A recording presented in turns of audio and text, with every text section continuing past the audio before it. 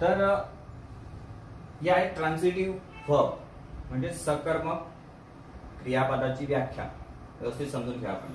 A transitive verb is a verb that requires an object to receive the action. काही गोंधळून जायचं कारण येत नाही. सर्वप्रथम तर साध्या सोप्या भाषेत समजून घ्यायचं म्हणजे सकर्मक क्रियापद म्हणजे असं क्रियापद ज्याच्यामध्ये कर्म असतं, म्हणजे ज्या क्रियापदाचा उल्लेख केल्यानंतर त्या वाक्यामध्ये कर्म येणार म्हणजे येणार 100%. उदाहरण पाहिल्यानंतर तुमच्या लक्षात येईलच, पण माझी स्वतःची अशी इच्छा आहे मनापासून की तुम्ही मराठी माध्यमाचे विद्यार्थी म्हणून सकर्मक क्रियापद म्हणजे काय आणि अकर्मक क्रियापद म्हणजे काय हे तुम्हाला माहित असायलाच हवं. नाक मुरडायचं नाही की आम्हाला हे व्याकरण वगैरे कठीण. खूप सोपं आहे ते, बघा मी तुमच्या लक्षात आणून देतो. खूप सोपं आहे.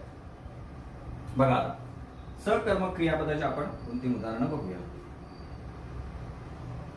म्हणजे उदाहरणाने आपल्याला अधिक चांगल्या पद्धतीने कळतं. I ate an apple.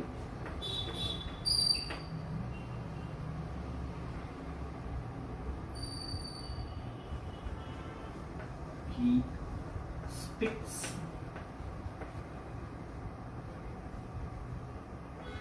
English well. चांगल्या पद्धतीने इंग्रजी बोलतो. त्यानंतर आपलं उदाहरण आपण घेऊ शकतो, जे पाहिलं ते आपण. Mother gave me 10 rupees. बघूया, व्यवस्थित समजून घ्या, खूप सोपं आहे. जर आपल्याला ते येत नसेल तर फक्त दुर्लक्ष केल्यामुळे, कठीण असल्यामुळे असं काहीच नाही.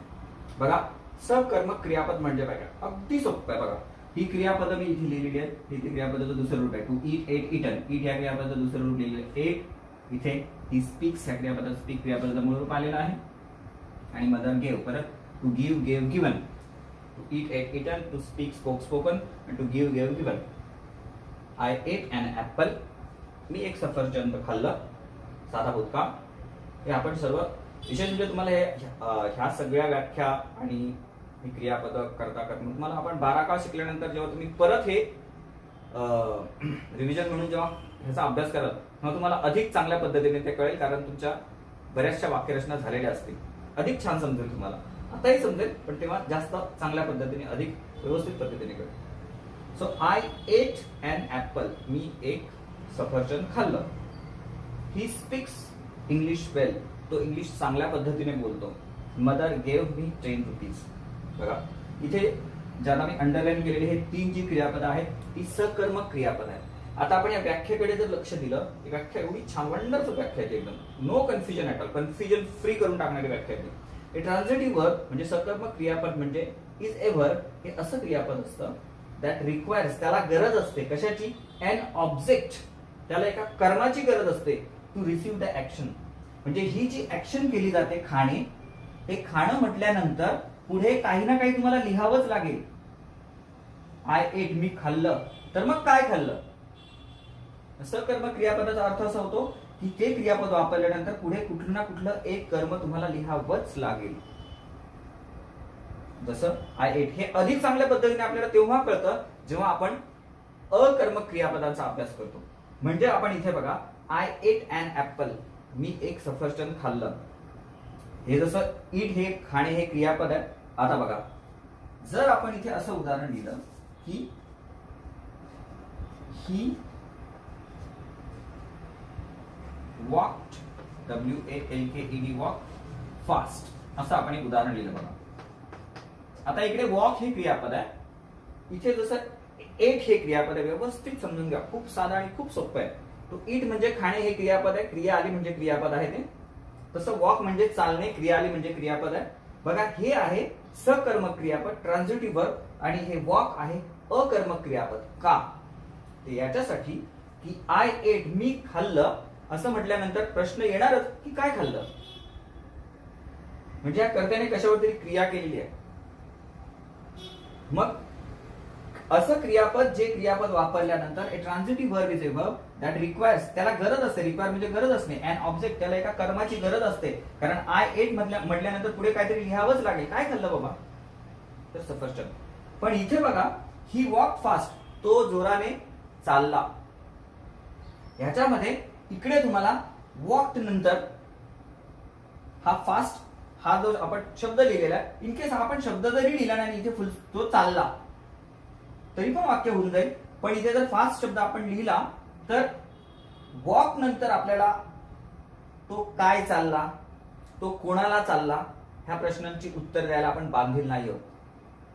म्हणजे वॉक ह्या क्रियापदाचा आपण वापर करतो, ह्या क्रियापदाच्या उल्लेखानंतर कर्म लिहिण्याची गरज नाही. कर्म लिहिण्याची गरज नाही, मग ते आहे अकर्मक क्रियापद. म्हणजे आपल्याला सर्वसाधारणपणे कसं वाटतं की क्रियापद म्हणजे क्रिया आली म्हणजे निश्चितपणे क्रियापद ही सर्व सारखी असतात दिसायला आपल्याला. हे याच्यामध्ये क्रिया, एट मध्ये क्रिया आहे, ईट म्हणजे खाणे, वॉक म्हणजे चालणे. परंतु हे सकर्मक क्रियापद यासाठी आहे की हे क्रियापद जेव्हा तुम्ही वापरता त्याच्यानंतर, म्हणजे आय वॉक फास्ट, आता ह्या व्याख्येनुसार जर आपण विचार करायला गेलो तर a transitive verb is a verb that requires an object, त्याला एका कर्माची गरज असते. तसे इथे बघा, आय वॉक फास्ट, याच्यामध्ये या वॉक चालणे याला कुठल्या कर्माची गरज नाहीये. पुढे मी चाललो, माझा मी चाललो. असं असेल समजा की मी उदाहरण दिलेलं तुम्हाला, दी स्काय ग्रीव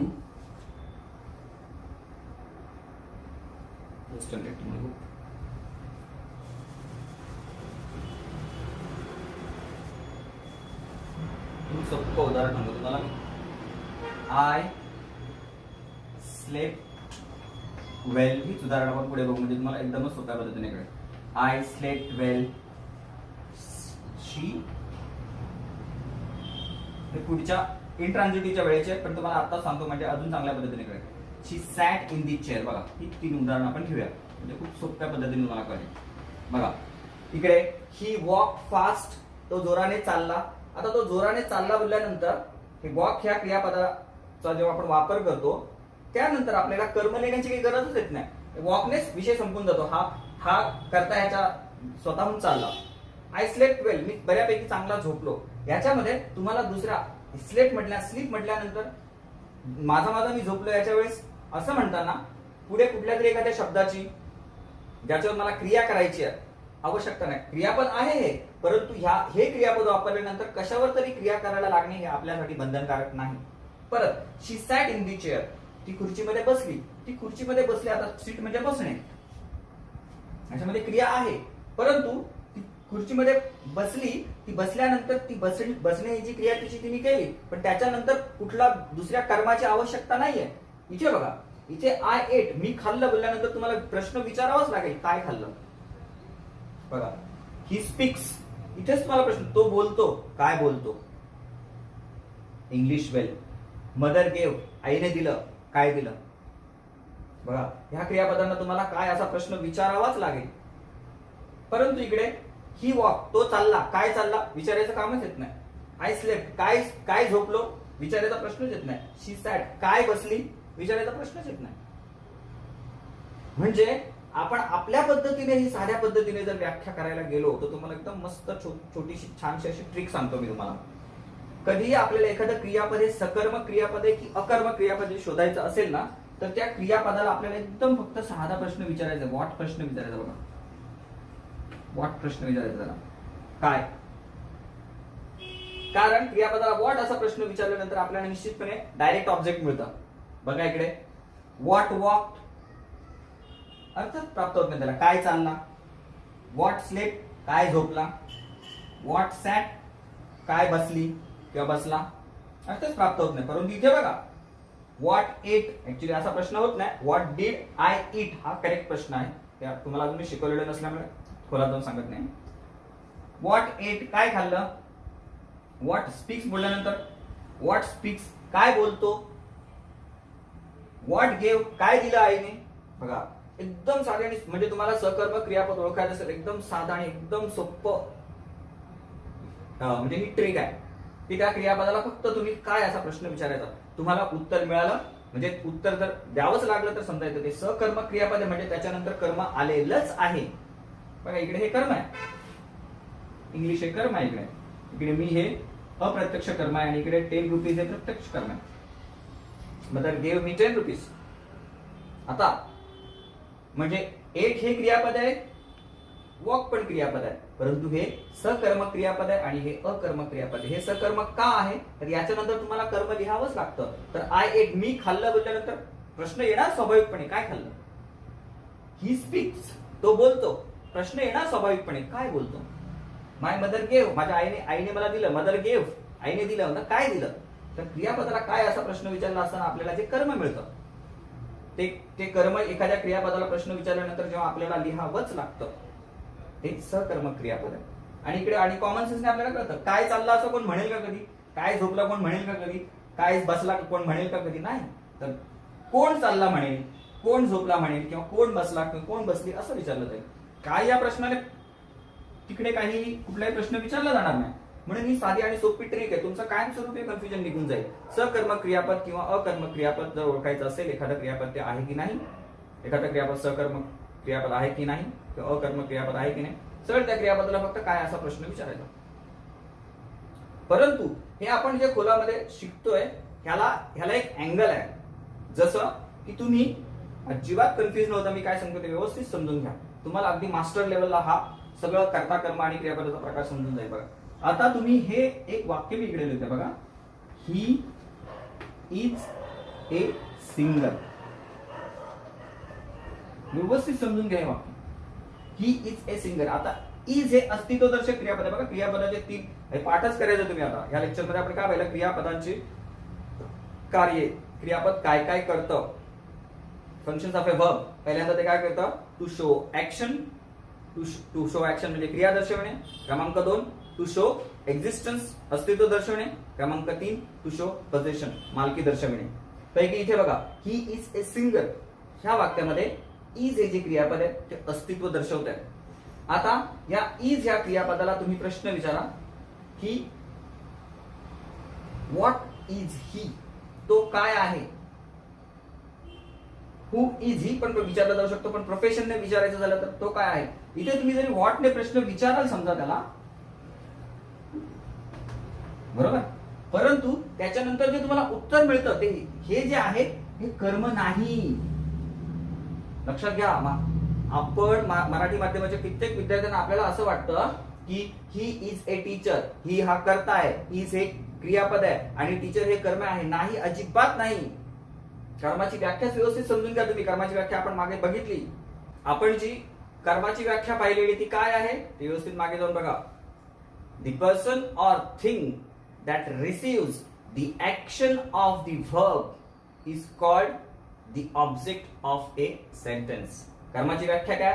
the person or thing, एखादी व्यक्ती किंवा वस्तू that receives the action of the verb, क्रियापदाची क्रिया जो रिसीव्ह करतो. म्हणजे कर्म हे तेव्हाच पॉसिबल आहे जेव्हा जे वाक्य आहे, ज्या वाक्यामध्ये जे क्रियापद वापरलेले आहे ते कुठलं ना कुठलं क्रिया दाखवतं. कारण त्या कर्माचं काम आहे त्या क्रियापदाकडून क्रिया घेणे. तसं ही इज ए सिंगर याच्यामध्ये इज हे अस्तित्वदर्शक क्रियापद आहे, त्याच्यामध्ये कुठली क्रिया दिसत नसल्यामुळे पुढचा भाग कर्म असूच शकत नाही. त्यामुळे आपला खूप मोठा गैरसमज असतो. आपण अभ्यास करता करता आपल्या मनानेच म्हणा किंवा कुठून तरी आपण काहीतरी चुकीचं ऐकलेलं असतं, आपल्याला असं वाटतं की ही इज ए स्टुडंट. आता समजा ही इज ए स्टुडंट आहे ना, ही इज ए स्टुडंट ह्या वाक्यामध्ये आपण असं समजतो की ही हा कर्ता आहे, इज हे क्रियापद आहे आणि हे ए स्टुडंट हे कर्म आहे. अजिबात नाही. हा भाग काय तो आपण जो थर्ड पार्ट जो शिकणार आहोत त्याचा ट्रान्झिटिव्ह वर्ब, इनट्रान्झिटिव्ह वर्ब आणि वर्ब ऑफ इनकम्प्लीट प्रेडिकेशन, त्याच्यामधला हा वर्ब ऑफ इनकम्प्लीट प्रेडिकेशन असून हे कॉम्प्लिमेंट ऑफ द वर्ब आहे. ते आपण एकदम व्यवस्थित शिकणार आहोत. तर लक्षात घ्या, हा तुमच्या मनामध्ये असलेला जो गैरसमज असेल तो पूर्णपणे काढून टाका की ही हा कर्ता आहे, इज हे क्रियापद आहे, हे कर्म नाही.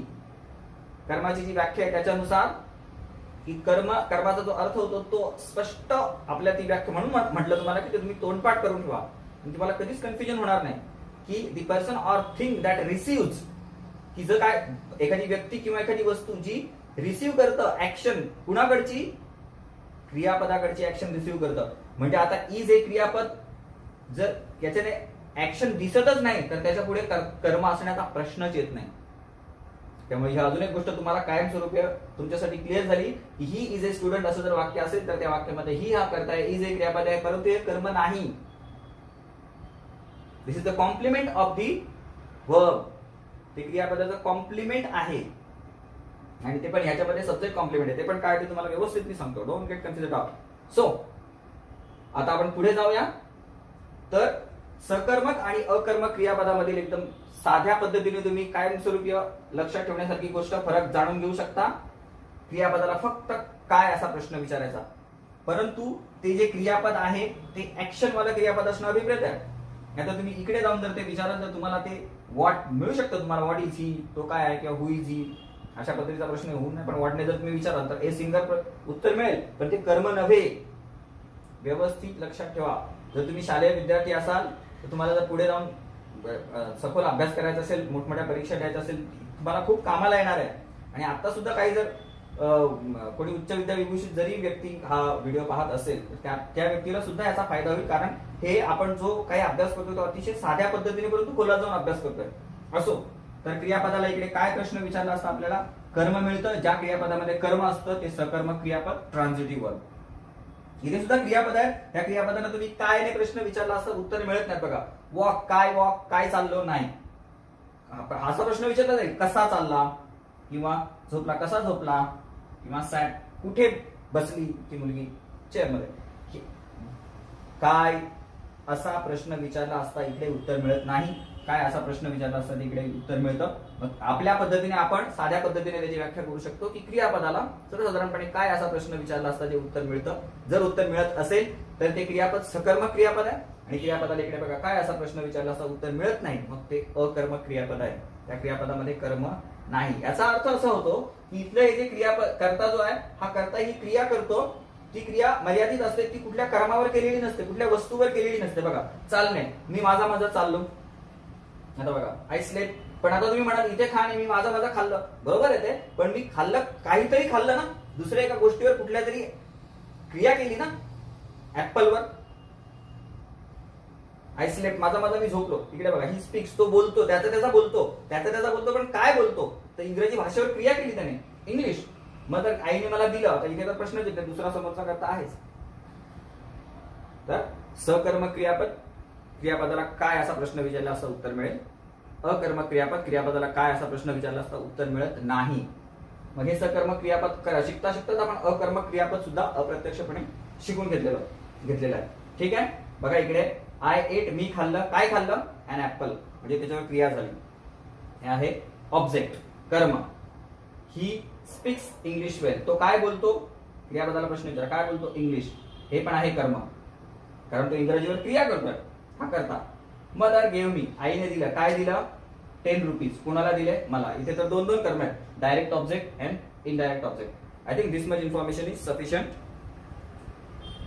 ओके, अंडरस्टँड दिस.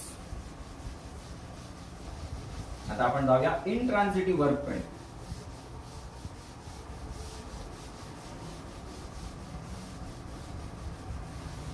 मजेशीर आहे ते. व्यवस्थित जर आपण समजून घेतलं कायमस्वरूपी तर मुला काही व्याकरणाच्या म्हणजे अशा संकल्पना अभ्यास झाल्यानंतर मुलं जरा नाक मुरडतात. नको आम्हाला नको व्याकरण शिकायचं म्हणतात.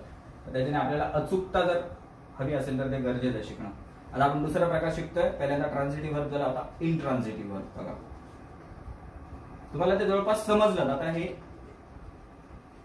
जे आपण शिकतोय फक्त त्याची व्याख्या लिहून घेतो आणि उदाहरणं लिहून घेतो. इंट्रान्झिटिव्ह वर्ब,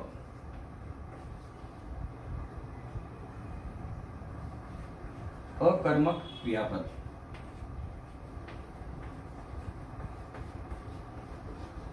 अजून असं आहे की आपण ते ट्रान्झिटिव्ह वर्ब बघितलं. त्या ट्रान्झिटिव्ह वर्ब मध्ये आपण काय बघितलं की ट्रान्झिटिव्ह वर्ब म्हणजे त्याच्यामध्ये एक कर्म असणार, परंतु कधी कधी ट्रान्झिटिव्ह वर्ब मध्ये दोन कर्म असणार. जसं आपण शेवटचं उदाहरण पाहिलं तेही लक्षात ठेवा. Sometimes a transitive verb contains 2 verbs and 2 objects. ते पण वाटल्यास तुम्ही लिहून घ्या. समटाइम्स, जे आपण कर्माच्या वेळेस शिकलेलं आहोत. Sometimes a transitive verb verb contains two objects.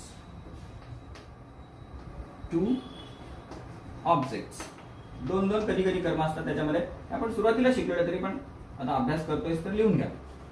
नेमली नंबर 1 डायरेक्ट ऑब्जेक्ट,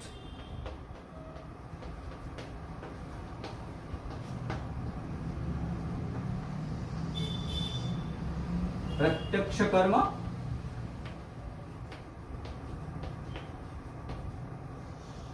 क्रियापदाला व्हॉट प्रश्न विचारणे असं पण थोडक्यात लिहून घ्या. क्रियापदाला व्हॉट म्हणजे काय प्रश्न विचारणे.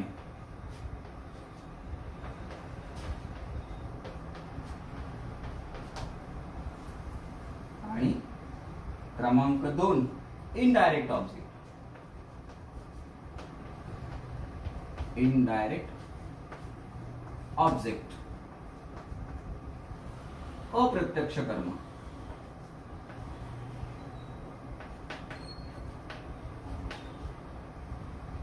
अप्रत्यक्ष कर्म हे कसं मिळतं आपल्याला? क्रियापदाला whom, WHOM whom म्हणजेच कोणाला असा प्रश्न विचारला असं आपल्याला ते मिळतं. ते आपण सुरुवातीलाच पाहिलं म्हणून मी तुम्हाला ते थोडीशी त्याची कल्पना दिली अगदी लेक्चरच्या सुरुवातीला. क्रियापदाला whom प्रश्न विचारणे झालं. बघा, समटाइम्स ए ट्रान्झिटिव्ह वर्ब, कधी कधी एखाद्या सकर्मक क्रियापदामध्ये कंटेन्स टू ऑब्जेक्ट्स, त्याच्यामध्ये कधी कधी काय असतं? दोन ऑब्जेक्ट्स असतात. पहिला नंबर 1 डायरेक्ट ऑब्जेक्ट प्रत्यक्ष कर्म, क्रियापदाला व्हॉट काय प्रश्न विचारणे त्याच्याने आपल्याला ते उत्तर मिळतं. दुसरा इनडायरेक्ट ऑब्जेक्ट अप्रत्यक्ष कर्म, क्रियापदाला whom असा प्रश्न विचारला असता ते आपल्याला उत्तर मिळतं. आणि त्याच्यासाठी उदाहरण म्हणून आपण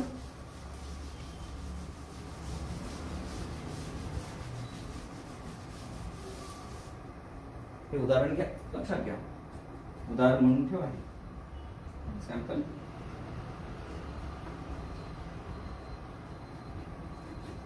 एक्झाम्पल काय आहे त्याचं बघा. मदर गेव मी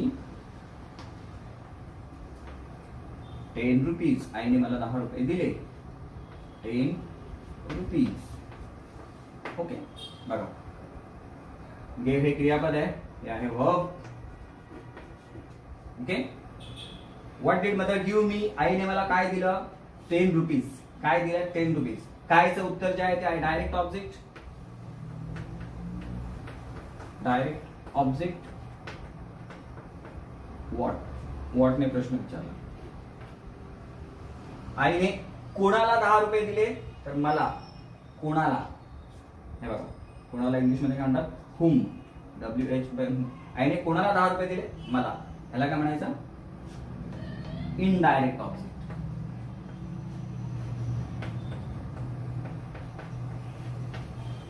परत त्याची थोडीशी आपण इथे संधी मिळाली तर थोडीशी रिव्हिजन पण करून घ्या. परत बघा, क्रिया करणार आहे तो कर्ता, आई मदर हा याच्यामध्ये कर्ता आहे. कर्ता म्हणजे कोण? सब्जेक्ट. जी क्रिया केली जाते ती क्रिया म्हणजे वर्ब, देण्याची क्रिया आहे. To give, gave, given. To GIVE give, GAVE gave, GIVN given. To give, gave, given. Gave म्हणजे देणे, हे झालं क्रियापद, त्याच्यातून क्रिया दर्शवली जाते. आता आईने दिलं, काय दिलं? काय दिले? 10 रुपये. काय? व्हॉट. डायरेक्ट ऑब्जेक्ट, कारण आईने 10 रुपये हातामध्ये पकडले. डायरेक्टली पकडले, डिरेक्टली पकडले, दोन्ही पद्धतीने म्हणू शकतो तुम्ही. डिरेक्टली पकडले आणि इनडायरेक्टली मला दिले. कोणाला दिले? मला दिले. पहिली क्रिया दिली 10 रुपयांवर केली आणि दुसरी क्रिया माझ्यावर केली. म्हणजे कर्ता, क्रिया करणारा तो कर्ता, जी क्रिया केली जाते ते क्रियापद आणि ज्याच्यावर क्रिया केली जाते ते कर्म. ते कधी कधी एखाद्या वाक्यामध्ये 2-2 कर्म असू शकतात. ट्रान्झिटिव्ह वर्ब, आता बघा गेव हे असं ट्रान्झिटिव्ह वर्ब आहे ज्याच्यामध्ये तुम्ही 2 कर्म वापरू शकता. 10 रुपये दिले, काय दिलं? कोणाला दिलं? मला दिलं. I think you must understood that. निश्चितपणे तुम्हाला हे समजलं असेलच. चला आता आपण कर्म क्रियापदाची व्याख्या समजून घेऊ.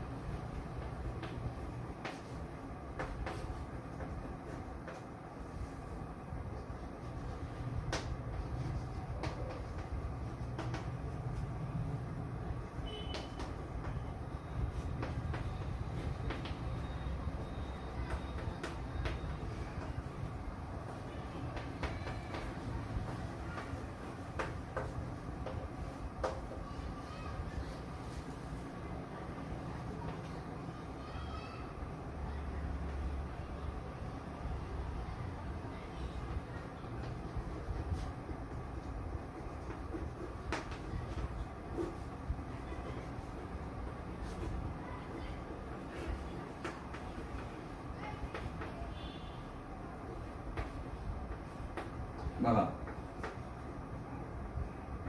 तोंडपाठ असेल तर अतिउत्तम, असेल तरी हरकत नाही, पण करायला लागतं काय हरकत नाही. इनट्रान्झिटिव्ह वर्ब, अकर्मक क्रियापदाची व्याख्या, क्लिअर कट व्याख्या बघा. अँड इनट्रान्झिटिव्ह वर्ब, आता हे अँड काल वगैरे सगळं आपण शिकणार आहोत, ते एन टी वगैरे सगळं टोटल आपण आर्टिकलचा पण अभ्यास करणार स्टेप बाय स्टेप, पण सगळं स्टेप बाय स्टेप. आपल्या कुठल्याच व्हिडिओला तुम्हाला असं टायटल दिसणार नाही की बघा अमक्या तमक्याचा एवढा एवढा वापर, अजिबात नाही. आपण जे शिकू ते सिस्टमॅटिकली शिकू. कोणीतरी भविष्यात आपले व्हिडिओपैकी कुठला तरी मध्येच व्हिडिओ बघितला त्याला सर्वसाधारणपणे पटकन समजणार नाही. पहिल्यापासून सिस्टमॅटिकलीच अभ्यास करावा लागेल. इनट्रान्झिटिव्ह वर्ब, अकर्मक क्रियापद. आता तुम्हाला ट्रान्झिटिव्ह वर्बच्या वेळेसच बऱ्यापैकी कल्पना आलेली आहे, तरी आपण त्याची व्याख्या समजून घेऊया. अँड इनट्रान्झिटिव्ह वर्ब, निश्चितपणे ट्रान्झिटिव्ह वर्ब म्हणजे सकर्मक क्रियापदामध्ये कर्म आहे, इकडे ते कर्म नसणारच आहे. And intransitive verb is a verb that indicates, दर्शवतं, टू इंडिकेट म्हणजे दर्शवणे, ए कम्प्लीट ऍक्शन, पूर्ण ऍक्शन दाखवतं ते, without being accompanied, to accompany म्हणजे कशाची तरी सोबत असणे, by a direct object. Direct ऑब्जेक्टची म्हणजे प्रत्यक्ष कर्माची सोबत नसताना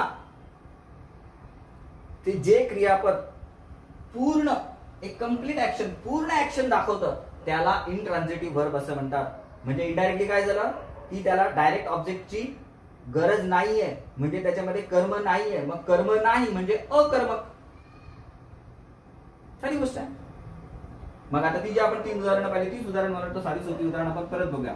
उदाहरणार्थ आय स्लेप्ट वेल, मी छानपैकी झोपलो. दुसरं उदाहरण आपण पाहिलं की ही वॉक्ड फास्ट, तो जोराने चालला. शी सॅट, ती बसली. इन दी चेअर, बघा आत्ताच उदाहरण जे आपण पाहिली ती बघा, स्लेप्ट, वॉक्ड आणि sat. Okay, so I slept well, he walked. चला संधी आली म्हणून तुम्हाला थोडंसं सांगतो मी, त्यानंतर सिस्टमॅटिकली सांगणार. बघा काही क्रियापद आहेत त्याच्या वेगवेगळ्या. To walk, WALK, walk. याचं दुसरं रूप आहे वॉक्ड, WALKED. त्या बोलताना आपल्याला जरा संभ्रम होतो, काय बोलायचं नेमकं, वॉकडं काय म्हणायचं. वॉकडं वगैरे न म्हणता त्याचा उच्चार बघा एकदम साध्या पद्धतीने छान पद्धतीने करता येऊ शकतो. जर आपण ड चा उच्चार न करता ट चा उच्चार करून जर सोडून दिला तर वॉक्ड, एकदम सिंपल, वॉक्ड, टॉक्ड. ओके, त्यानंतर आपण परत शिकूच व्यवस्थित.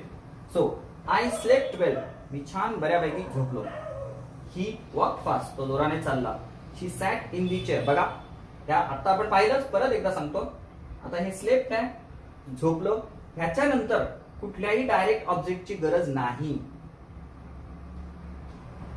म्हणजे माझं मी झोपलो, मग त्याला प्रश्न विचारून बघा काय झोपलो, काय झोपलो, तो उत्तर मिळणारच नाही तुम्हाला. हा, तुम्ही कसा झोपला असं विचारा, पण आपला जो नियम आहे तो काय की तुम्हाला जर डायरेक्ट ऑब्जेक्ट पाहिजे असेल तर तुम्हाला काय असा प्रश्न विचारावा लागेल त्या क्रियापदाला, जे ऍक्शन शोईंग वर्ब आहे त्याला. हे पण तितकंच महत्वाचं. ओके, सो आय स्लेप्ट वेल, मी बऱ्यापैकी झोपलो, कर्माची गरजच नाही. ही वॉक फास्ट, तो जोराने चालला. शी सॅट इन द चेअर, ती बसली त्याच्या चेअरमध्ये बसली, खुर्चीमध्ये बसली.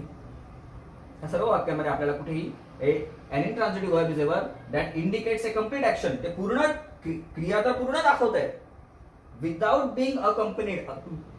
टू अकंपनी म्हणजे एखाद्याला सोबत देणे, त्याला कशाची सोबत नसताना, by a direct object, direct ऑब्जेक्टची सोबत नसताना. असं क्रियापद जे तुम्हाला पूर्ण वाक्याचा अर्थ पूर्ण सांगताय ते आहे इनट्रान्झिटिव्ह वर्ब. म्हणजे थोडक्यात इनट्रान्झिटिव्ह वर्ब मध्ये कर्म नसतं आणि ट्रान्झिटिव्ह वर्ब मध्ये ते असतं. कर्म असतं याचा अर्थ काय की ते ट्रान्झिटिव्ह वर्ब वापरल्यावर तुम्हाला कर्म लिहावंच लागेल. तसं इथे इनट्रान्झिटिव्ह वर्बचा अर्थ असा आहे की ते इनट्रान्झिटिव्ह वर्ब तुम्ही वापरल्यानंतर कर्म लिहिण्याची तुमच्यावर काहीही सक्ती नाही, किंबहुना त्याच्यातून ते व्यक्तच होत नाही. कारण मी झोपलो, तर झोपणं म्हणजे तुमचं तुम्ही झोपलं, तुम्ही दुसऱ्यावर कुठली काही क्रिया थोडी केलेली, असा त्याचा साधा आणि सोपा अर्थ आहे. त्यामुळे मला वाटतं की तुमचं हे कन्फ्युजन आज कदाचित दूर झालं असेल की सकर्मक क्रियापद म्हणजे काय आणि अकर्मक क्रियापद. खूप सोपं आहे. एखाद्या क्रियापदाला तुम्ही काय असा प्रश्न विचारला असं तुम्हाला उत्तर मिळतं म्हणजे ते सकर्मक क्रियापद आहे. ह्याचा अर्थ त्याच्या अगोदर जो करताय तो त्या क्रियापदाच्या नंतर कुठली तरी ऍक्शन करणार आहे, काहीतरी पण ऍक्शन तो करतोय गुणावर तरी. इकडे मात्र तसं नाहीये. इथे आय स्लेप्ट, माझा मी झोपलो, तो दुसऱ्या कुठल्याही गोष्टीवर किंवा वस्तूवर कुठलीही क्रिया करत नाही, म्हणजे हे अकर्मक क्रियापद आहे. लक्षात आलं? आपण ते थोड्या वेळापूर्वीच पाहिलं, परत एकदा सांगितलं तुम्हाला. I think it is so simple. Definition व्यवस्थित लिहून घ्या आणि तोंडपाठ कराल तर दुधात साखर, छानच. नंबर 3 वाला verb of incomplete predication. हे अगदी व्यवस्थित समजून घ्या. जेवढं होईल तेवढं मी खूप विचारपूर्वक तुम्हाला हे अगदी साध्यातील साध्या शब्दांमध्ये शिकवण्याचा प्रयत्न करणार आहे. सर्वसाधारणपणे कोणी ह्या अभ्यासापर्यंत जात नाही, ट्रान्झिटिव्ह इंट्रान्झिटिव्ह पर्यंत झालं, परंतु हे जाणून घेणं आपल्याला गरजेचं आहे. कारण याच्याने भविष्यामध्ये तुम्हाला जेव्हा खूप तुम्ही अशा शार्प वाक्यरचना करा, तुमची कुठलीच वाक्यरचना चुकणार नाही. तुम्हाला कोणी मुद्दामून म्हणजे कन्फ्युज करण्याचा प्रयत्न केला तरी तुम्ही कन्फ्युज होणार नाही. कदाचित तुमचं माइंडसेट एवढा प्रॉपर होऊन जाईल की तुम्हाला एखाद्या स्क्रिप्टेड मटेरियल मधलं, एखाद्या पुस्तकातलं किंवा एखाद्या कम्प्युटर स्क्रीनवर तुम्ही बघत असाल ते वाक्य चुकीचं आहे हे तुम्ही ओळखू शकाल. इथे काहीतरी प्रिंटिंग मिस्टेक म्हणा किंवा काहीतरी असं काहीतरी गडबड झालेलं, हे वाक्य असं नसायला पाहिजे तर असं असायला हवं, एवढं तुम्ही म्हणजे शार्प होऊन जाल. म्हणून याच्याकडे कानाडोळा करायचा नाही. वर्ब ऑफ इनकम्प्लीट प्रेडिकेशन, आपण मराठीत पण त्याचा अर्थ जाणून घेण्याचा प्रयत्न केला. दर्शक क्रियापद.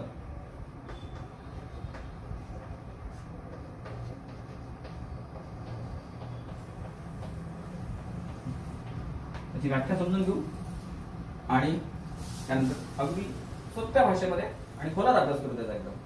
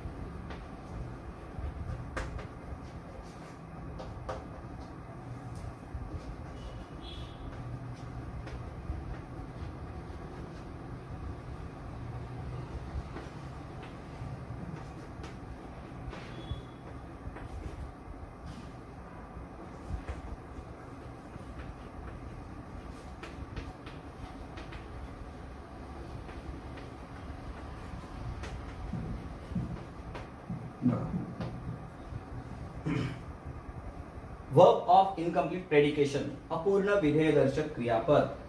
A verb which requires the help of some other word to complete its meaning is known as the verb of incomplete predication. बघा, अजिबात गोंधळून जायचं नाही. हे तुम्हाला माहित असणं अत्यंत गरजेचं आहे, खूप जास्त गरजेचं आहे. आणि साध्या सोप्या भाषेमध्ये मी सांगतो, व्यवस्थित लक्ष द्या. वर्ब ऑफ इनकम्प्लीट प्रेडिकेशन म्हणजे काय? A verb which requires the help of some other word, म्हणजे असं क्रियापद की ज्या क्रियापदाला अर्थ प्राप्त होण्यासाठी हेल्ड म्हणजे आवश्यकता असणे, held of some other word, दुसऱ्या एखाद्या शब्दाची आवश्यकता आहे. To complete its meaning, to complete its meaning त्याचा अर्थ. बघा, इट्स लिहिताना त्यांनी अपॉस्ट्रोफी लिहिलेलं नाहीये, गडबड करायची नाही. आहे की आपण काहीही आपल्या मनानेच इंग्रजी चाललेलं आहे आपलं. इट्स, त्या इट्सचा अर्थ होतो इट इज, त्याचा हा शॉर्टकट आहे.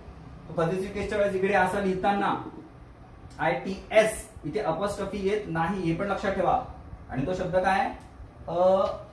अपॉस्ट्रोफी असा आहे. इकडे चुकून इकडे लिहाल, चुकून पण ते चुकीचं लिहायचं नाही. By the way, so a verb which requires the help of some other word, असं क्रियापद की ज्याला दुसऱ्या क्रियापदाची आवश्यकता असते. कशासाठी? टू कम्प्लीट इट्स मिनिंग, त्याचा अर्थ पूर्ण करण्यासाठी. Is known as the verb of incomplete predication. त्याला बोलतात अपूर्ण विधेयदर्शक क्रियापद. उदाहरणानंतर तुम्हाला अगदी चांगल्या पद्धतीने ते कळेल. बघा, मगाशी जे आपण उदाहरण पाहिलं, त्याच्यापैकीच एक उदाहरण आपण, ही इज ए सिंगर. साधंसं वाक्य बघा. ही इज ए सिंगर. आता ही इजच्या पुढे आपण हा जो ए सिंगर हा जो भाग आहे तो लिहिलाच नाही, तर काय होणार? तर ही इज असं म्हटल्यानंतर तो आहे काहीच अर्थबोध होत नाही. म्हणून हे जे इज हे क्रियापद आहे, ह्या इज या क्रियापदाला पूर्ण त्याचा अर्थ आपल्याला व्यवस्थित कळण्यासाठी पुढे काहीतरी लिहावं लागेल. आणि हे जर नसेल इकडे तर याला अर्थ प्राप्त होणार नाही. म्हणजे हे जे क्रियापद ते काय, इनकम्प्लीट प्रेडिकेशन, ते अपूर्ण विधेयदर्शक क्रियापद आहे, त्याच्यापुढे आपल्याला काहीतरी लिहावंच लागेल. मग आता इथे कन्फ्युजन कुठे होतं? हे पूर्ण झाल्यानंतर ऍक्च्युअल मध्ये तुम्ही ट्रान्झिटिव्ह वर्ब, इंट्रान्झिटिव्ह वर्ब आणि वर्ब ऑफ इनकम्प्लीट प्रेडिकेशनचं मी तुम्हाला एंडला 3 उदाहरणं सांगेल तुम्हाला. त्याच्यानंतर सगळं तसं पण आता हळूहळू तुमचं कन्फ्युजन गेलेलंच असेल, परंतु व्यवस्थित लक्षात घ्या की ही इज ए सिंगर ह्या वाक्यामध्ये ही इज, या इज नंतर जर आपण काही लिहिलंच नाही, अर्थ बोधत नाही, या इज ला अर्थ प्राप्त होण्यासाठी पुढे काहीतरी लिहावं लागतं.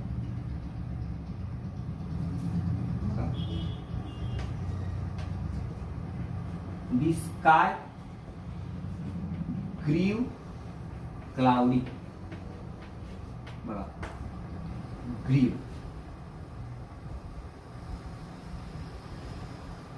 The baby seems happy. बघा, the sky, Akash, grew cloudy. Grow म्हणजे बदलणे लागेल. आकाश ढगाळ झालं. बघा आता, आकाश ढगाळ, नो, आकाश झालं. पण काय झालं? तर ढगाळ. म्हणजे ग्रीव हे क्रियापद जे आहे ह्याच्या पुढे तुम्हाला काहीतरी लिहावंच लागेल, त्याच्याशिवाय त्याला अर्थ प्राप्त होणार. मग तुम्ही असं म्हणाल की आपण जी मागची क्रियापद पाहिली, बघा ही मागची जी वाक्य आपण पाहिली की ही I ate an apple, हे आपण ट्रान्झिटिव्ह वर्बचं एक उदाहरण बघितलं. दुसरं I slept well, हे आपण व्यवस्थित लक्ष द्या, इकडे कंटाळा करू नका. I ate an apple, हे आपण उदाहरण पाहिलं ट्रान्झिटिव्ह वर्बचं. काय खाल्लं? ऍपल खाल्लं. सकर्मक क्रियापद हे. इकडे आय स्लेप्ट वेल, मी व्यवस्थित बऱ्यापैकी चांगला झोपलो. काय झोपलो तर उत्तर मिळत नाही, अकर्मक क्रियापद. हे झालं ट्रान्झिटिव्ह वर्ब, हे झालं इनट्रान्झिटिव्ह वर्ब. मग तुम्ही म्हणाल मग इथे सर काय वेगळं आहे? ही इज ए सिंगर, याच्या पुढे पण ते आलेलंच आहे. प्रश्न असा आहे की इथे इज हा जो हे जे क्रियापद आहे सध्या टू बीचं रूप जे आहे वर्तमान काळात जे वापरलेलं आहे, हे टू बीचं रूप वापरल्यानंतर इथे बघा आय एट, मी खाल्लं. आपण ज्या क्रियापदाचा इकडे विचार करतोय ट्रान्झिटिव्ह वर्ब, म्हणजे त्याच्या पुढे कर्म लिहिलं गेलेलं आहे. इकडे इनट्रान्झिटिव्ह वर्ब, ज्याच्या पुढे कर्म लिहिलं गेलेलं नाहीये. आता ह्या दोन व्यतिरिक्त तिसऱ्या प्रकारची जी वाक्य आहेत ती अशा प्रकारामध्ये मोडतात की ही इज, त्याच्या पुढे कर्मही नाहीये, आणि दुसरा जो रिमेनिंग पार्ट आहे, तो जो रिमेनिंग पार्ट आहे तो दरवेळेला, म्हणजे थोडक्यात त्याचा अर्थ असा होतो की तुम्हाला दरवेळेला एखाद्या क्रियापदानंतर कर्म लिहिण्याची गरज असेलच असं नाही, की प्रत्येक वाक्यामध्ये कर्म असेलच असं नाही. मग अशा वाक्यांमध्ये तुम्ही काय कराल? आणि म्हणून आपण तुम्हाला जे लिहिलं की ही इज ए, ही इज असं जे वाक्य जे लिहिलं बघा, हे का इथेच वाक्य आहे, ही इज ए सिंगर. आपल्याला आपण असा अभ्यास केला ही म्हणजे टर्ता, इज म्हणजे क्रियापद आणि ए सिंगर म्हणजे कर्म नाही, अजिबात नाही. ए सिंगर हा असा भाग आहे की तो ह्या इजला मदत करतो. आणि जर आपण ए सिंगर हा भाग जर लिहिला नाही तर हे इज जे आहे ते बघा इनकम्प्लीट प्रेडिकेशन, ते इनकम्प्लीट म्हणजे जे कम्प्लीट नाही आहे ते कम्प्लीट नसलेलं प्रेडिकेशन आहे, म्हणजेच ते इनकम्प्लीट आहे. आपल्याला अर्थबोध होणारच नाही, आपल्याला लिहावं लागेल. मग हे जे आहे हा जो भाग आहे ए सिंगर, क्लाउडी आणि हॅप्पी, हा भाग ह्या क्रियापदाला पूरक आहे. हा सिंगर, हा ए सिंगर हा भाग ह्या क्रियापदाला पूरक आहे. हा क्लाउडी हा भाग ह्या ग्रीव या क्रियापदाला पूरक आहे. हॅप्पी, कारण बघा दी स्काय ग्रीव, आकाश बदललं. कशामध्ये बदललं? क्लाउडी झालं. म्हणजे क्लाउडी शब्द लिहिल्याने तर कळणारच नाही आपल्याला पुढचा भाग. दी बेबी सिम्स, बाळ वाटतंय, दिसतंय. कसं दिसतंय?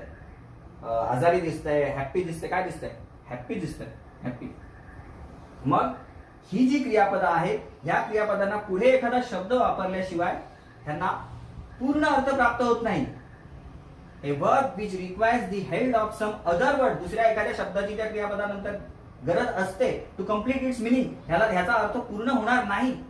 म्हणून ह्या क्रियापदाला म्हणतात इज असेल, हे ग्रीव असेल, हे सिम्स असेल. ही जी क्रियापद आहे ती कुठल्या प्रकारची क्रियापद आहेत? व्हर्ब ऑफ इनकम्प्लीट प्रेडिकेशन, अपूर्ण विधेयदर्शक क्रियापद आहेत ती, की त्यांना पुढे काही ना कुठल्या शब्दाची गरज लागणारच आहे. परंतु ज्या शब्दाची गरज लागेल ते शब्द मात्र कर्म असेलच असं नाही.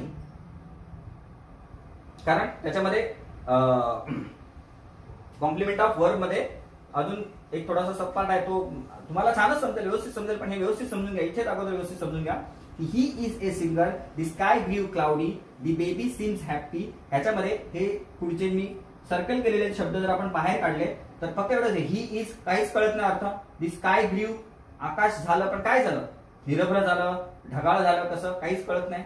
दी बेबी सीम्स, बाळ दिसतं, पण काय दिसतं? हॅप्पी दिसतं, रडकं दिसतं, कसं दिसतं? म्हणजे हे शब्द काय करतात? ह्या क्रियापदाचा अर्थ पूर्ण करतात.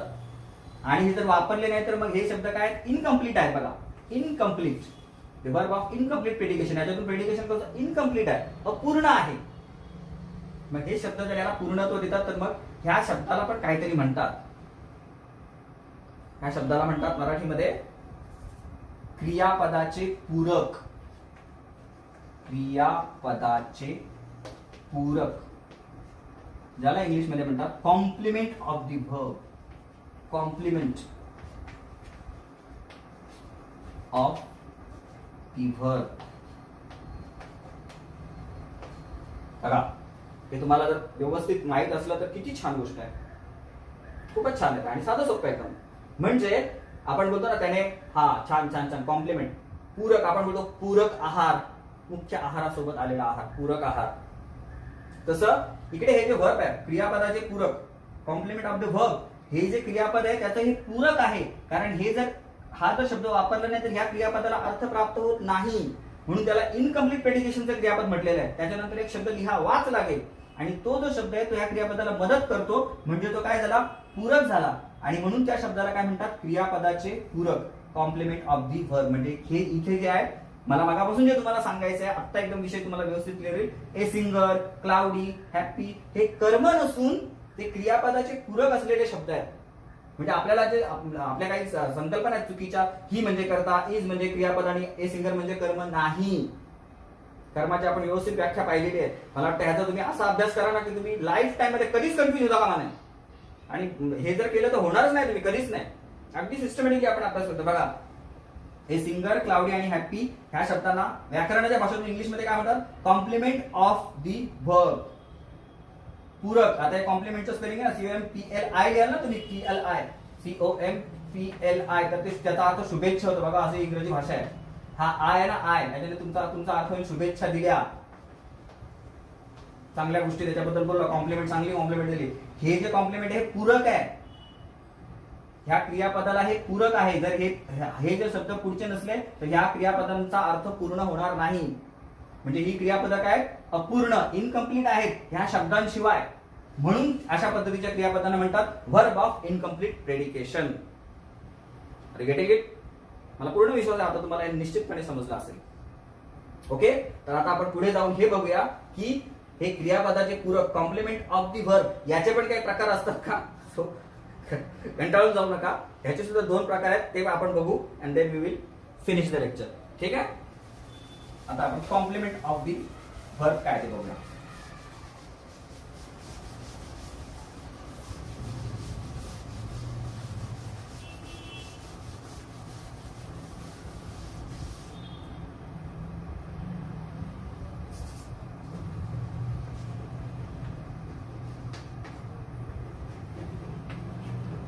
कॉम्प्लिमेंट ऑफ दी व्हर्ब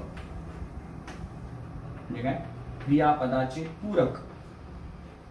बघा, व्याख्या ह्याच्यासाठी की आपण ना थोडंसं अभ्यास करायचा, थोडंसं जगायचं, पण करेक्ट जगायचं, करेक्ट अभ्यास करायचा. वाऱ्यावरची वारात असल्यासारखं नाही करायचं. मी असं ऐकलंय, मी इथे वाचलंय का, व्याख्या जर तुम्हाला करेक्ट माहित असेल ना तर तुम्ही आत्मविश्वासाने कुठलीही गोष्ट, कुठला अभ्यास खूप छान पद्धतीने करू शकता. So complement of the verb, क्रियापदाचे पूरक, ह्याची सुद्धा व्याख्या बघूया आपण, म्हणजे खरंच खलास.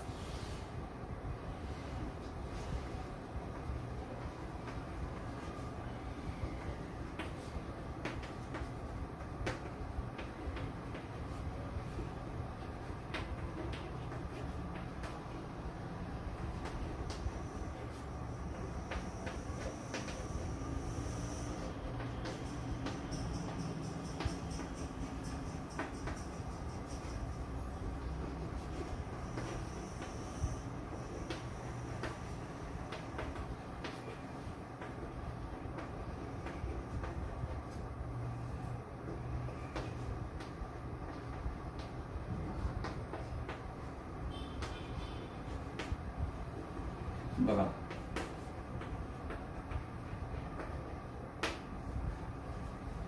कॉम्प्लिमेंट ऑफ द वर्ब, क्रियापदाचे पूरक, त्याची सुद्धा व्याख्या आहे.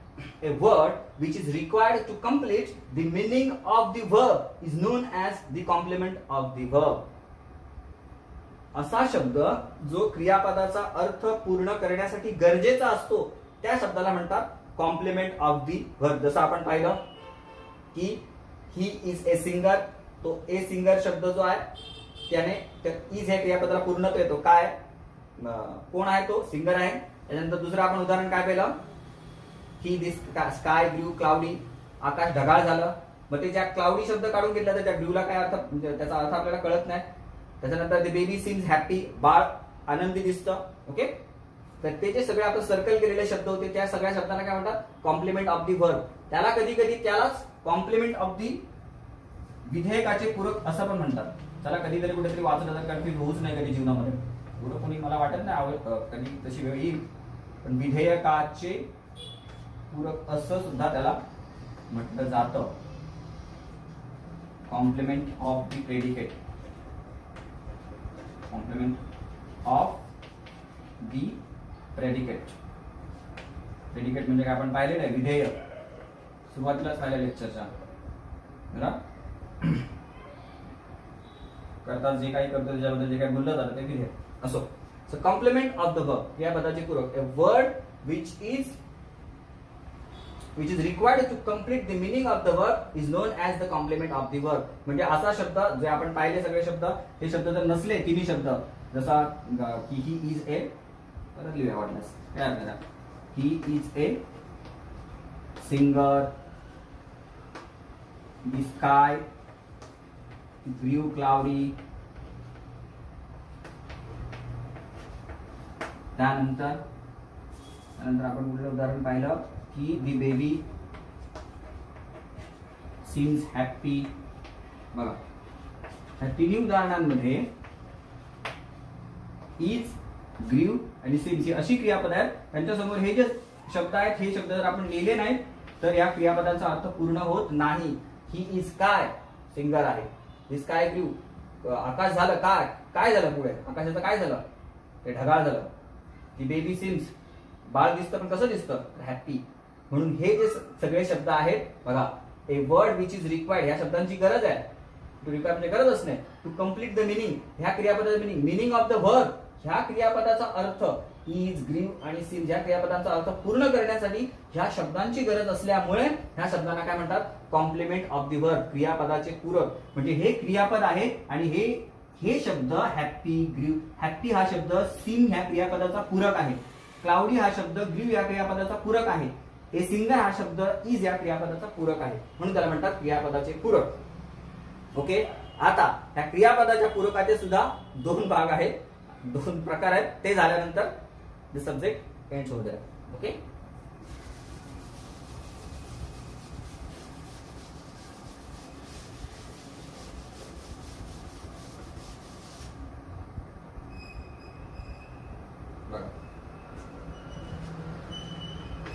काइंड्स ऑफ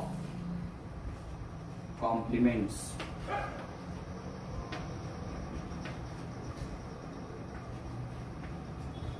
पूरकाचे प्रकार. नंबर 1 सब्जेक्ट कॉम्प्लिमेंट,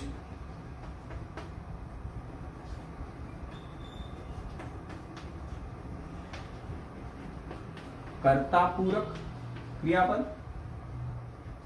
कर्तापूरक कॉम्प्लिमेंट, कर्तापूरक ऑब्जेक्ट कॉम्प्लिमेंट,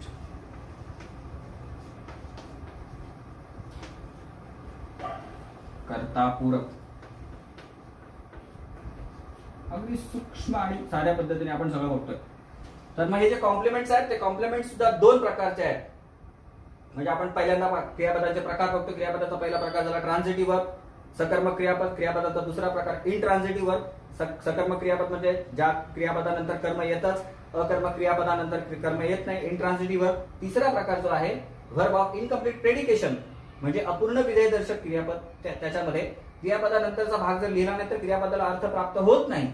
तर मला अगदी व्यवस्थित समजावून सांगण्याचा मी पूर्णपणे प्रयत्न केलेला आहे प्रामाणिकपणे.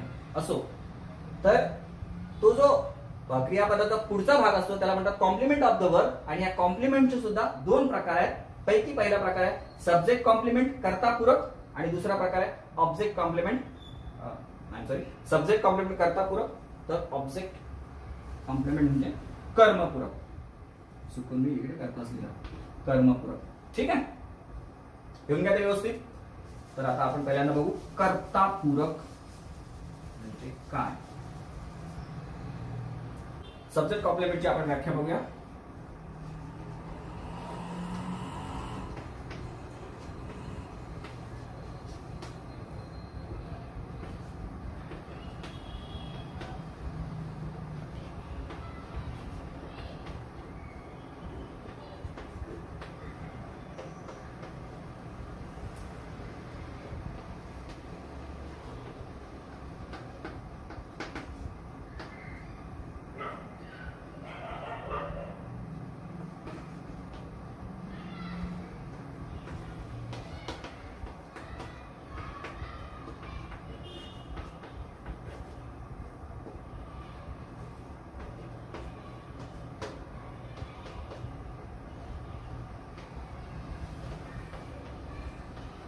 बघा सब्जेक्ट कॉम्प्लिमेंटची व्याख्या.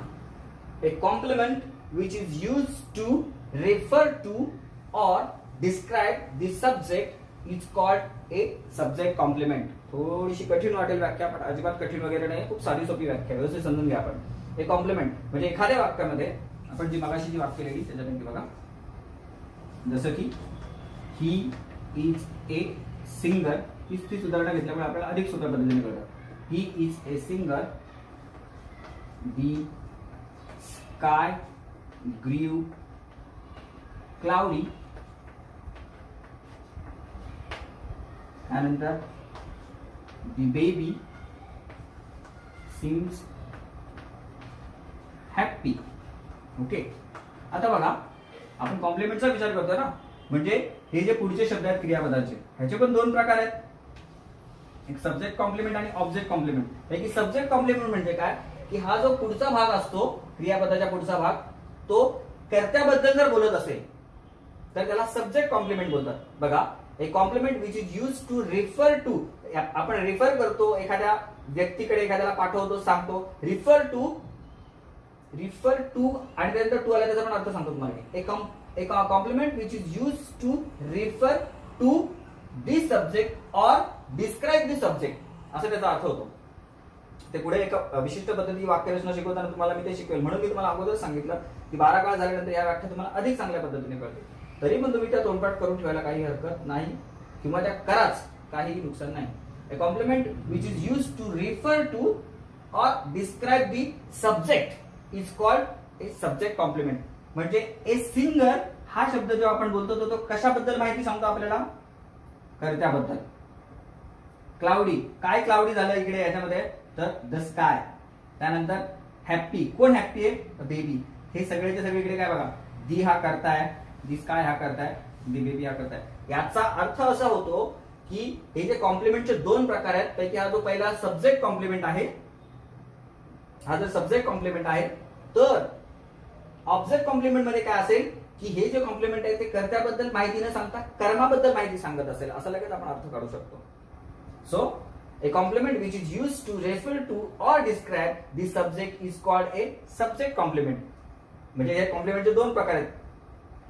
जर हा प्रकार आपल्याला व्यवस्थित समजतो तर पुढचा प्रकार आपल्याला समजलाच पाहिजे. ओके,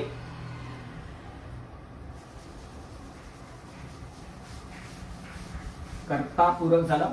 आता कर्मपूरक. क्रमांक 2 kinds of complements ना. Object complement. Object complement. कर्मपूरक. ओके, बरोबर.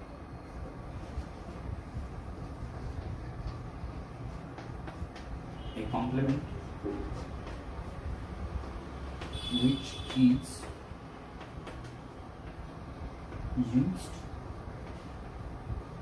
used to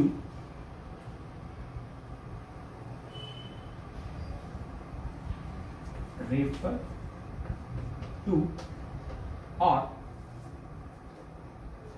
describe. अगदी साध्या सोप्या व्याख्या द्या. A complement which is used to refer to or describe the object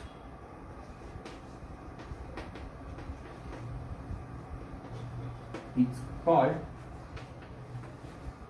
an object complement.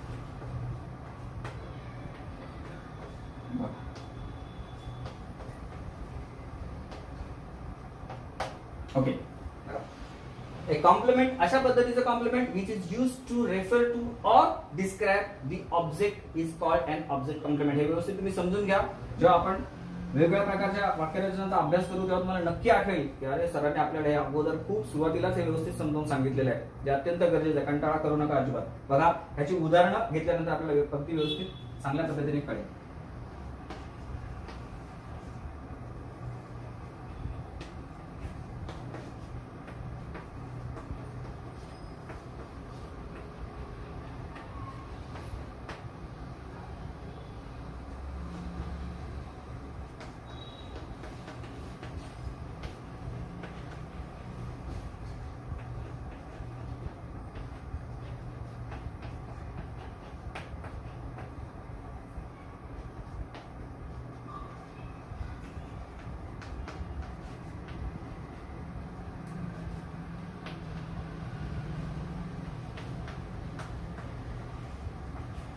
बघा, ऑब्जेक्ट कॉम्प्लिमेंट कर्मपूरक काय आहे? A complement which is use to refer to or describe the object is called an object complement. आता बघा, they named the boy. आता of course तुम्हाला वाक्यरचना तेवढ्या खोलामध्ये माहित नसल्यामुळे हे मी सांगतोय तितकं सहज कळणार नाही, परंतु मी शब्द आणि शब्द त्याचा समजावून सांगण्याचा प्रयत्न करतो तुम्हाला. नंतर ते खूपच छान पद्धतीने कळेल. आताही कळेलच, नंतर अधिक चांगल्या पद्धतीने कळेल. दे नेम्ड द बॉय रमेश. त्यांनी त्या मुलाचं नाव ठेवलं, दी बॉय, त्या मुलाचं नाव ठेवलं, काय ठेवलं? रमेश. आता बघा, हे रमेश हे जे आहे हे कोणाची माहिती सांगतं आपल्याला? ज्या मुलाचं नाव ठेवलं त्या मुलाची माहिती सांगतं. बघा, त्यांची माहिती सांगत नाही, ह्या कर्त्याची माहिती सांगत नाही. लक्षात येतं तुमच्या? त्यांनी दे नेम दी बॉय, त्यांनी त्या मुलाचं नाव ठेवलं रमेश. रमेश असं त्यांनी त्या मुलाचं नाव ठेवलं. आता हे रमेश हा जो शब्द आहे तो काय? तर दी बॉय हे जे ऑब्जेक्ट आहे, हे जे कर्म आहे त्याच्याबद्दल माहिती सांगताय. दे ह्या क्रियापदाबद्दल, दे ह्या कर्त्याबद्दल नाही. त्यामुळे हा रमेश हा शब्द आणि अजून रमेश हा शब्द वजा केला तर काय होईल बघा? दे नेम द बॉय, त्यांनी मुलाचं नाव ठेवलं. बघा, इनकम्प्लीट राहतं ते, अर्थ पूर्ण होत नाही त्याचा. मग त्यांनी मुलाचं नाव ठेवलं, काय नाव ठेवलं? रमेश. मग हा रमेश हा शब्द काय इकडे? कॉम्प्लिमेंट आहे, पूरक शब्द आहे. कुठल्या क्रियापदाचा? नेम या क्रियापदाचाच पूरक शब्द आहे, परंतु तो कर्त्याचा पूरक नाहीये. दे या कर्त्याचा पूरक नसून तो दी बॉय या कर्माचा पूरक आहे. कोणाचं? बघा, कोणाचं किंवा कोणाला असा प्रश्न विचारला आपल्याला कर्म मिळतं. कोणाचं नाव? त्या मुलाचं नाव काय ठेवलं गेलं? तर ते रमेश ठेवलं गेलं. मग रमेश हा शब्द इकडे काय? Object complement. तसंच दुसऱ्या वाक्यामध्ये, we elected him our captain. आम्ही त्याला टू इलेक्ट, आम्ही निवडलं त्याला, आम्ही त्याला काय म्हणून निवडलं, आमचा कॅप्टन म्हणून निवडलं. मग आता बघा, वी इलेक्टेड हिम, आम्ही त्याला निवडलं. कोणाला निवडलं, त्याला निवडलं. काय म्हणून निवडलं, काहीच समजत नाही आपल्याला. अवर कॅप्टन, आमचा कॅप्टन म्हणून आम्ही त्याला निवडलं. मग आता हा अवर कॅप्टन हा शब्द काय, हा शब्द पूरक आहे या इलेक्टेड, आम्ही निवडलं त्याला काय म्हणून, कॅप्टन म्हणून. मग आता अवर कॅप्टन हा शब्द या इलेक्टेड शब्दाचा पूरक आहे, परंतु तो माहिती ह्या वी बद्दल सांगतोय का, कर्त्याबद्दल नाही, तर तो माहिती सांगतोय हिम, त्याच्याबद्दल. वी इलेक्टेड हिम, आम्ही त्याला निवडलं काय म्हणून, आमचा कॅप्टन. म्हणजे आमचा कॅप्टन हा कोण येतोय त्याच्याबद्दलची माहिती सांगितली. म्हणजे हे हा जो शब्द आहे हा कर्तापूरक नसून हा कर्मपूरक आहे. हा शब्द सुद्धा अवर कॅप्टन हा कर्तापूरक म्हणजे वीशी त्याचा संबंध नसून त्याचा संबंध ह्या हिमशी आहे. तसंच खालचं वाक्य, I consider him a clever boy. बघा, हे क्लेवर बॉय मी असं गृहीत धरतो, आय कन्सिडर हिम, मला असं वाटतं की तो एक हुशार मुलगा आहे, मला वाटतं, I consider him a clever boy. आता हिमच्या पुढचा भाग काढला, आय कन्सिडर हिम, मला असं वाटतं, मी त्याला गृहीत धरतो. काय गृहीत धरता तुम्ही त्याला, काय समजतो तुम्ही त्याला, ए क्लेवर बॉय. म्हणजे हा ए क्लेवर बॉय हा शब्द कन्सिडर या शब्दाला अर्थ प्राप्त करून देतो, परंतु तो माहिती आय बद्दल सांगतो का, नाही, तर तो माहिती कोणाच्या बद्दल सांगतो, हिम बद्दल, की त्याला मी हुशार मुलगा समजतो. इकडे दे नेम द बॉय रमेश, त्यांनी त्या मुलाचं नाव ठेवलं, तो जो मुलगा आहे त्याचं, हा जो मुलगा आहे त्याचं नाव रमेश ठेवलं. म्हणजे रमेश शब्द त्यांच्याबद्दल माहिती सांगत नाही, त्या मुलाबद्दल माहिती सांगतो. म्हणून हा शब्द पूरक आहे, त्याचा कुणाचा पूरक आहे, नेम क्रियापदाचा पूरक आहे, पण तो माहिती कोणाबद्दल सांगतो, दी बॉय ह्या कर्माबद्दल. मग ते कर्म कसं आलं, तर कोण, दे नेम दी बॉय, कोणाचं नाव ठेवलं. बघा, कोणाचं क्रियापदाला काय किंवा कोणाला असा प्रश्न विचारला तर मला कर्म मिळतं. कोणाचं नाव ठेवलं, त्या मुलाचं, हे कर्म आहे. म्हणजे हा जो शब्द आहे इकडचा हा कर्माबद्दल माहिती सांगतो आपल्याला, त्यामुळे ते कर्मपूरक आहे, म्हणजे ऑब्जेक्ट कॉम्प्लिमेंट आहे. अवर कॅप्टन, आमचा कॅप्टन, वी, आम्ही त्याला निवडलं, पण ज्याला निवडलं त्याला काय म्हणून निवडलं, अवर कॅप्टन. हा अवर कॅप्टन कोणाबद्दल माहिती सांगतो आपल्याला, हिम बद्दल, त्याच्याबद्दल. म्हणजे तो कर्तापूरक नाहीये, तर इथे कर्मपूरक आहे. आय कन्सिडर हिम, मी त्याला समजतो एक क्लेवर बॉय. हा जो क्लेवर बॉय आहे, तो क्लेवर बॉय हा कोणाबद्दल वापरला गेलेला शब्द आहे, तर हिम, त्याच्याबद्दल, आय बद्दल नाही. म्हणजे हा सुद्धा कर्मपूरक आहे, ऑब्जेक्ट कॉम्प्लिमेंट आहे. तर अशा पद्धतीने काइंड्स ऑफ कॉम्प्लिमेंट, पूरकाचे प्रकार सुद्धा दोन आहेत. एक आहे सब्जेक्ट कॉम्प्लिमेंट, म्हणजे असा भाग वाक्याचा की जो भाग त्या क्रियापदाचा अर्थ पूर्ण करतो आणि कर्त्याबद्दल माहिती सांगतो आपल्याला, तो झाला सब्जेक्ट कॉम्प्लिमेंट. आणि ऑब्जेक्ट कॉम्प्लिमेंट म्हणजे असा भाग की हा जो रमेश हा जो शब्द आहे तो ह्या, बघा तुम्ही त्याला काढून टाका, मग दे नेम दी बॉय, अर्थ प्राप्त होत नाही, त्यांनी त्या मुलाला नाव दिलं, काय नाव दिलं, पूर्ण अर्थ होत नाही. म्हणून रमेश हा जो शब्द आहे, हा रमेश हा शब्द नेम या क्रियापदाबद्दल आपल्याला अधिक माहिती सांगतो, त्याचा अर्थ पूर्ण करतो. हा त्या क्रियापदाचा पूरक आहे आणि तो क्रियापदाचा पूरक असून तो कर्त्याचा पूरक नसून तो ह्या कर्माचा पूरक आहे. अवर कॅप्टन सुद्धा हे क्रियापदाचा पूरक आहे, परंतु ते कर्त्याचा पूरक नसून तो कर्माचा पूरक आहे, हिम. इकडे सुद्धा आय हा जो शब्द आहे एक क्लेवर बॉय, तुम्ही थोडे ना क्लेवर बॉय, तुम्ही त्याच्याबद्दल बोलताय, त्या मुलाबद्दल. मग हा शब्द ह्या हिम बद्दल माहिती सांगतो. म्हणून ह्या तिन्ही शब्दांना, रमेश, अवर कॅप्टन, एक क्लेवर बॉय, या तिन्ही शब्दांना ऑब्जेक्ट कॉम्प्लिमेंट असं म्हणतात. अशा पद्धतीने आपण जास्तीत जास्त जेवढा आपल्याला शक्य होईल तेवढा जाणून घेण्याचा प्रयत्न केला. कर्ता, कर्म आणि क्रियापद म्हणजे काय याचा व्यवस्थित अभ्यास करा, म्हणजे आपल्याला हे सुद्धा कळालं. वाचतो आहे तो आपल्याला सांगितलं जातं, वाचत नाही शक्यतो, पण आपल्याला सांगितलं जातं की कर्ता म्हणजे तो वाक्यामध्ये क्रिया करतो. दरवेळेला तसं होणारच नाही. जसं की आपण हे जे उदाहरण पाहिलं, मला तुम्हाला जे सांगायचं होतं की ही is a teacher, he is a teacher, याच्यामध्ये कुठे काही क्रिया दिसते का तुम्हाला, बघा बरं, ही इज ए कुठे, पण हा कर्ता आहेच ना. मग आपण कर्ता म्हणजे काय, तर वाक्यामध्ये ज्याच्याबद्दल बोललं जात आहे तो एखादी व्यक्ती किंवा वस्तू म्हणजे कर्ता. क्रियापद म्हणजे काय, तर तो कर्ता जी क्रिया करतो ते सर्वसाधारणपणे क्रियापद. पण आपण पाहिलं की कर्ता दरवेळेला क्रिया करेलच असं नाही, तर क्रियापदाचे 3 फंक्शन्स आहेत, 3 कार्य आहेत. एक, टू शो ऍक्शन, क्रिया दर्शवणे.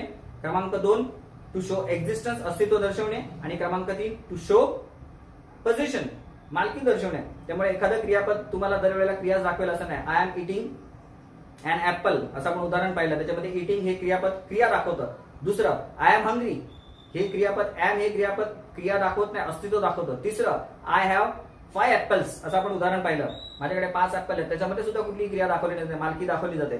त्यामुळे कर्ता सर्वसाधारणपणे ज्याच्याबद्दल वाक्यामध्ये बोललं जात आहे ती व्यक्ती किंवा ती वस्तू म्हणजे तो कर्ता. याचा अर्थ तो कर्ता दरवेळेला क्रिया करेलच असं नाही, हा संभ्रम आतापासून काढून टाका. दुसरं क्रियापद, क्रियापदाला म्हणजे ते क्रिया करेलच असं नाही, कारण क्रियापदाची 3 कार्य आहेत, क्रिया दर्शवणे, अस्तित्व दर्शवणे आणि मालकी दर्शवणे. त्यानंतर आपण कर्माचा अभ्यास केला. कर्म म्हणजे असा शब्द जो शब्द हा कर्ता जी क्रिया करतो ती क्रिया ज्याच्यावर केली जाते सर्वसाधारणपणे तो शब्द म्हणजे ते कर्म असतं. आणि कर्म 2 प्रकारचे असतात, त्याचा पण आपण खोलात अभ्यास केला. त्यानंतर आपण क्रियापदाचे जे 3 प्रकार आहेत त्यांचा अभ्यास केला. ट्रान्झिटिव्ह वर्ब, सकर्म क्रियापद, इनट्रान्झिटिव्ह वर्ब, अकर्म क्रियापद, वर्ब ऑफ इनकम्प्लीट प्रेडिकेशन, अपूर्ण विधेयदर्शक क्रियापद, याचाही आपण खोलात जाऊन अभ्यास करण्याचा प्रयत्न केला. व्यवस्थित लक्षात घेऊन हे जे तुम्ही नोट डाऊन केलं असेल ते चांगलं बऱ्यापैकी रिव्हिजन करा. आणि आता तुम्हाला शैक्षणिक, जर तुम्ही विद्यार्थी असाल तर शैक्षणिक तुमच्या पुढच्या प्रगतीसाठी सुद्धा फायदा होईल. आणि जर तुम्ही हायर एज्युकेशन जरी घेत असाल तरी पण इंग्लिश इम्प्रुव्हमेंटच्या दृष्टीने तुम्हाला ह्या गोष्टींचा निश्चितपणे फायदा होईल. या व्यतिरिक्त अजूनही क्रियापदांचे रेग्युलर वर्ब, इररेग्युलर वर्ब असा जो प्रकार आहे तो सुद्धा आपण जेव्हा साधा भूतकाळ शिकू त्यावेळेला मी तुम्हाला सिंपल पास्ट टेन्स दुसरा काळ शिकवताना ते सांगेल. चला, आपलं आजचं लेक्चर हे बऱ्यापैकी मला असं वाटतं यशस्वी झालेलं आहे. ते लांबलेलं जरी असेल तरी ती गरज होती. त्यामुळे आता आपण I think it's the time for us to stop हे नाव. तुर्तास आपण आता इथेच थांबूया. तुम्ही व्यवस्थित अभ्यास करा. ओके, सर्वांनी स्वस्थ राहा, व्यस्त राहा आणि मस्त राहा. Okay, take care.